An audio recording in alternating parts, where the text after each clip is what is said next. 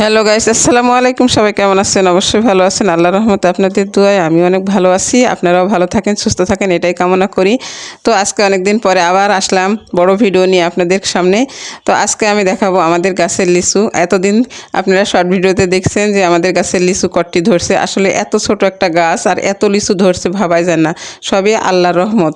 আলহামদুলিল্লাহ আমাদের এই গাছে প্রায় 300-400 বেশি লিচু আসছে। তো আজকে আমি ভাবতেছি যে আমরা গরিব মানুষ, এতগুলো লিচু খাওয়া আমাদের পক্ষে সম্ভব না, কারণ কিছু বিক্রি করে অন্য বাজার করে খাওয়া উচিত।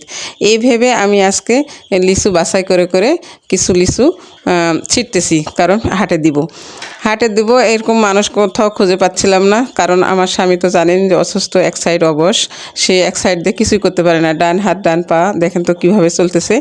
তাই ভাবতেছি আমি ছিঁড়ে সবগুলো গনে গনে দিব।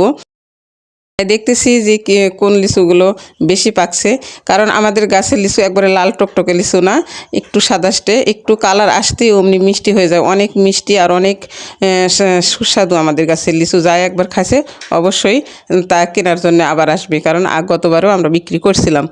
অল্প একটু ধরছিল গতবারে, ওই 200-150 মতো ধরছিল, তাও বিক্রি করছিলাম। কারণ আমরা গরিব মানুষ, জানেনি, ইচ্ছা করলে আমরা বাড়িতে খাইতে পারবো, কিন্তু খাইলে তো সবই খাওয়া যায়।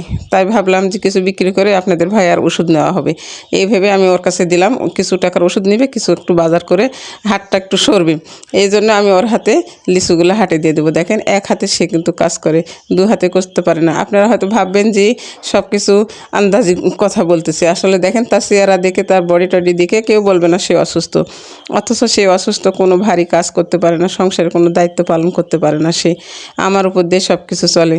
আপনারা আমার স্বামীর জন্য অনেক অনেক দোয়া করবেন। তো আজকে আমি গনে গনে লিচুগুলো ছিঁড়তেছি, ছিঁড়ে হাটে দিব ভেবে। আসলে এখন দাম অনেক বেশি, তাই ভাবছি যে একটু হাটে দিই। তো আজকে আমি মোট এই যে ছিঁড়ে ছিঁড়ে গুনতেছি, আপনাদের ভাইও দেখতেছে। আজকে আমি ছিঁড়বো 150টা লিচু ছিঁড়ে ফেলেছি। গুনতে গুনতে দেখেন 150টা লিচু ছিঁড়ে ফেলেছি। আমি ভাবলাম যে এত ছোট গাছ কেমন কী দাম হবে, আর কালারও তো অতটা ভালো না। আগে এই কয়েকটা নিয়ে যায় দেখো। যদি অনেক কষ্ট করে হেঁটে যাচ্ছে কারণ গাড়ি পাইনি। তো আমার স্বামীর জন্য সবাই দোয়া করবেন বন্ধুরা, সবাই ভালো থাকবেন, সুস্থ থাকবেন। খোদা হাফেজ।